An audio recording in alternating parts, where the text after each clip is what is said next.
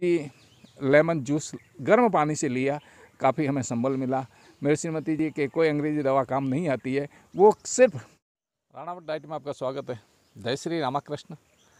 आज आपको बता रहा हूँ कोरोना की दूसरी लहर, जिसने काफ़ी लोगों के घर में सदमे दे दिए, काफ़ी लोगों के घर में अपने सदस्यों को खो दिया, और कोरोना काल में काफ़ी लोगों ने आपदा में अवसर भी ढूंढ लिए। पर सबसे बड़ी बात यह है कि जिन लोगों ने संघर्ष किया, दुख देखे, उन लोगों ने कैसे अपना जीवन जिया, आप लोगों को पता ही होगा। ये कोरोना की दूसरी लहर काफ़ी लोगों के घर में संकट पैदा किया, संघर्ष पैदा किया, धन भी गया, धर्म भी गया, और इसमें काफ़ी लोग बीमार होकर घर स्वस्थ होके भी आए। काफ़ी लोगों के बिल भी ज़्यादा आए हैं और वो स्वस्थ हुए हैं। काफ़ी लोगों के बिल आने के बाद में भी स्वस्थ नहीं हुए और स्वर्गवासी हो गए हैं। ये खबरें आपको काफ़ी ऑनलाइन फेसबुक पे देखने को मिली होगी। ऑनलाइन दूसरे जितने भी ऐप है या वेबसाइटें हैं, उनके ऊपर आपको ये समाचार मिलते होंगे, दुखद समाचार, कि कोरोना से उनकी मौत हो गई, उनकी डेथ हो गई। तब काफ़ी लोगों में मनोवैज्ञानिक डर और चिंता और भय बैठ गया, जिसकी वजह से जो सामान्य सर्दी जुकाम हुए हैं उनमें भी वो परेशान होते थे, कहीं हमें तो कोरोना नहीं है। काफ़ी लोगों ने देश विदेश आने जाने में इसके सर्टिफिकेट बनाने की कोशिश की कि हमारा परीक्षण किया जाए कि कोरोना नेगेटिव है या पॉजिटिव है। तो संघर्ष भरी ज़िंदगी जी, इसमें मैंने भी काफ़ी संकट देखा, संघर्ष किया। मेरे काफ़ी जो पेशेंट थे, उन लोगों में जो ये दिक्कतें आई और वो ठीक कैसे हुए और मेरा संघर्ष कैसा रहा, मैं आपको ये सब बताऊंगा। ये सब जानने से पहले अगर आप मेरे चैनल पर नए हैं, चैनल सब्सक्राइब करें, वीडियो लाइक करें, अधिक से अधिक शेयर करें। मैं डॉक्टर रघुनाथ सिंह राणावत, साइकोलॉजिस्ट और डाइटिशियन, आज आपको बता रहा हूँ इस कोरोना की दूसरी लहर ने किस प्रकार से लोगों को बड़ा दुखी किया और संघर्ष में लोगों ने अपना जीवन जिया। काफ़ी लोग जिनकी रोज़मर्रा की जो आमदनी होती है वो भी बंद हो गई, और वो लोग काफ़ी दिनहीन अवस्था में भी आए हैं। यहाँ मेरा कहने का अर्थ यही है कि जो लोग इस समय कोरोना से किस प्रकार से पीड़ित रहे हैं, जो मेरा अनुभव रहा है, मैं आपको वो बता देता हूँ कि मेरे पास में लगभग मई महीना 2021 का सबसे ज़्यादा कोरोना के पीड़ित देखे मैंने। गांव के अंदर काफ़ी लोग जो बाहर दूसरे ज़िले में या दूसरे राज्यों में रहते थे, उन्हें सर्दी जुकाम का एक साथ में अपने निवास स्थान के आसपास में 10-15 लोगों को साथ में होने से मानसिक त्रासदी और भय से सामना करना पड़ा। उन्हें ये लगा कि हमें कोरोना है। सिटी में या शहर में जो 20 किलोमीटर दूर है, वहाँ जाने से कतराते रहे कि वहाँ भीड़ ज़्यादा है, अगर हमें कोरोना नहीं है तो होने की संभावना है, और है तो हमें नेगेटिव पॉजिटिव के चक्कर में और उलझा दिया जाएगा। और फिर बढ़ते बजट, जिसमें आपने शहरों में देखा होगा कि कम से कम 2000 से लेके 10,000, 15,000, लाख, 1.5 लाख, 2 लाख और यहाँ तक कि 13-14 लाख के बिल बनने के बाद में भी व्यक्ति ठीक नहीं हुए हैं। तो उन लोगों को भी ये डर था कि हमारे साथ में ऐसा ना हो। गांव में पैसे का अभाव है, उधार भी रखी जा सकती है, तो उन्हें इस बात का सहर्ष दुख नहीं था कि हमें चिंता या कष्ट देखना पड़ेगा, हमें दवाई उधार मिल जाएगी। तो इस प्रकार से जो लोग आए हैं, इनमें सबसे ज़्यादा पीड़ित सर्दी जुकाम की तरह ही मैंने पाया, और वो लोग जिन्होंने 2 बार शहर में या किसी अन्य से इलाज करवाने के बाद में रात को मुझे जगा के उन्होंने इलाज लिया कि हमें सांसें नहीं आ रही है, कष्ट हो रहा है, दम चढ़ रहा है। तो इस दौरान हमें आपातकाल मर्यादा नास्ती रखते हुए हमने दवाएं दी, इंजेक्शन दिए और उन लोगों को ठीक करने की पूरी कोशिश की। यहाँ तक कि मैंने अनार भी 5-5 किलो रूप में घर में खरीद रखे थे। अनार के बारे में आपने सुना होगा, एक अनार 100 बीमार। अनार स्वास्थ्य के लिए बहुत लाभदायक है, न्यूट्रिटिव वैल्यू अच्छी है, खून बनता है इससे और रक्त की कमी नहीं होने देता है। इस बीमारी में काफ़ी लोगों के रक्त की कमी भी मैंने देखी है। और अनार इस रूप में मैंने दिया कि न्यूट्रिटिव वैल्यू क्या है। आयुर्वेदिक के तौर पे भी अगर देखा जाएगा तो अनार का अच्छा प्रभाव है।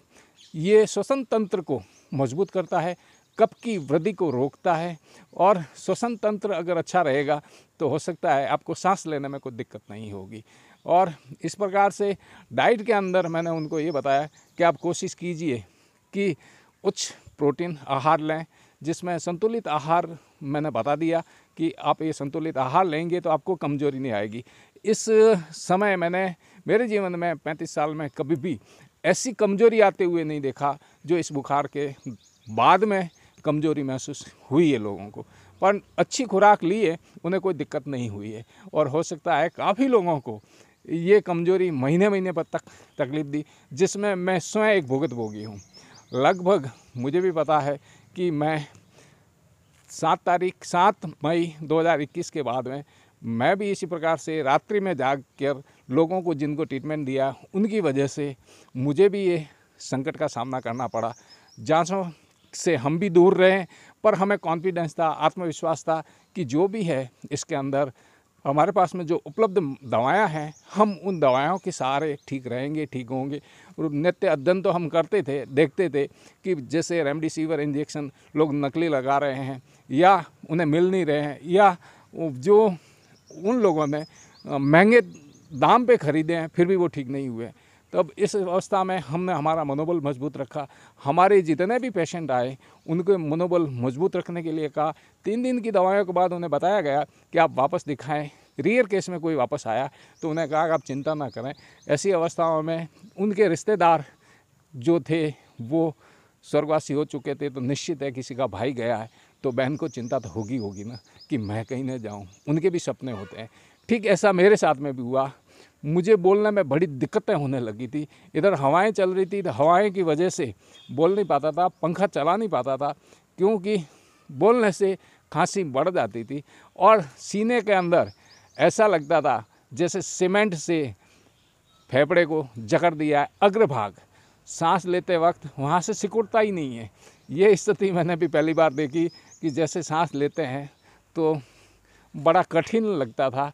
और विशेष मैंने ये देखा कि बिस्तर से 10 फीट आगे अगर बाथरूम जाना है तो इस प्रकार से सांसें हो रही थी जैसे मैं 90 से 100 साल के बीच में हो चुका हूँ, जो 58 साल का होते हुए ऐसा लग रहा था कि अब सांसें फूल रही है, क्या होगा।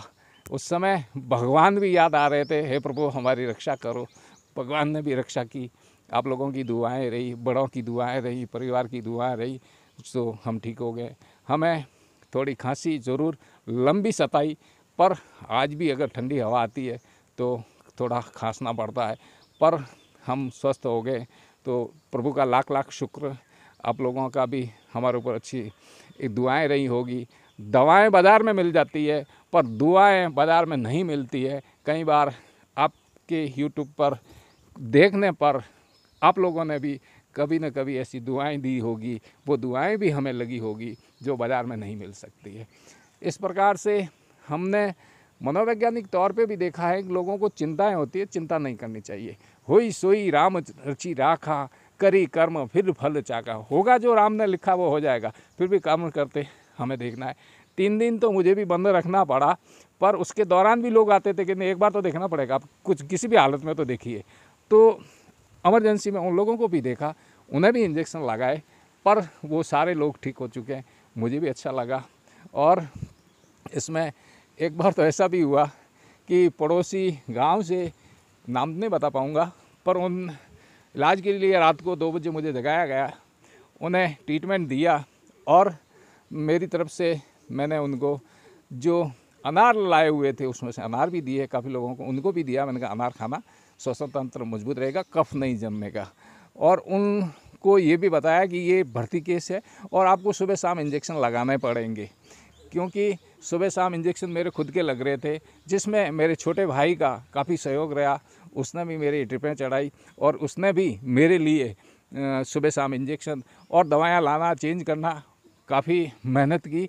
और उसे भी अच्छा श्रेय जाता है कि मेरे परिवार के प्रति अच्छी श्रद्धा रखी और वो दवाएं बदलना करना देता रहा, लाता रहा। और मेरे भाई की बच्ची ने भी काफ़ी आग्रह किया, जो मेरे पास ही है, चलो जांच करवाते हैं, भर्ती होते हैं, ये करते हैं, गाड़ियों की सुविधाएं थी लेके चलते हैं, नहीं, मैं इनकार हो गया। ट्रस्ट लोग हम पे भी करते हैं, तो हम हमारे ऊपर अगर विश्वास नहीं करेंगे तो कैसे होगा। तो आत्मबल भी मजबूत होना ज़रूरी है। कोई भी प्रकार की बीमारी हो आपके पास में, आपके घर में, परिवार में, सदस्यों के पास, तो घबराए नहीं, आत्मबल जरूर मजबूत रखें और अच्छी डाइट लें। इसलिए मनोवैज्ञानिक तौर पे मेरा यही कहना है, आप पहले दिमाग से स्वस्थ रहें, होगा सो देखा जाएगा, उसकी परवाह ना करें। दूसरा, अच्छी खुराक लें। इस दौरान मेरे एक जो साइड इफ़ेक्ट होता है डाइट के, वो हो गया करीब 5 किलो वज़न बढ़ गया, क्योंकि डाइट पे ध्यान देने से, ओवर प्रोटीन फैट्स लेने से वज़न बढ़ गया और सारी पैंटें टाइट हो गई। तो वापस रिड्यूस करने की कोशिश करूँगा, घटाऊँगा वज़न, उसमें समय लगेगा क्योंकि दुर्बलता अभी भी महसूस होती है, ज़्यादा लंबा चल नहीं पाते हैं, थकान सी लगती है, तो कोशिश करनी पड़ेगी मुझे थोड़े समय बाद में वज़न घटाना है, तो बढ़ेगी निश्चित है। तो आप भी संतुलित आहार लीजिए, मनोवैज्ञानिक दृष्टि से कोशिश कीजिए कि आप बेफिक्र रहें, होगा सो देखा जाएगा। दूसरा, डाइट अच्छी लीजिए और औषधियाँ ज़रूर लीजिए, जिसमें मैंने काफ़ी लोगों को आयुर्वेदिक दवाएं बताई जो गिलोय या गड़वेल स्थानीय भाषा में बोली जाती है, और नीम गिलोय भी कहते हैं, नीम गड़वेल भी यहाँ की भाषा में बोलते हैं, और जिसे ये शब्दों में पता ना पड़े तो इसको अमृता संस्कृत में कहते हैं, और जो न मरती है न मरने देती है। पर एक बात है, वो थोड़ी सी आपको अगर जुकाम है तो ठंडी देती है, उसको गर्म करके लेना पड़ेगा, या तुलसी के साथ में लेने के लिए भी लोगों को बताया गया है। और एक विशेष नींबू जिसमें विटामिन सी भी होता है, अगर उसको आप ठंडे रूप में लेंगे, हो सकता है जुकाम करता है, पर नींबू या लेमन जूस है, आप गर्म पानी में लीजिए, आपके कफ की वृद्धि नहीं होगी और खांसी भी कंट्रोल में रहती है।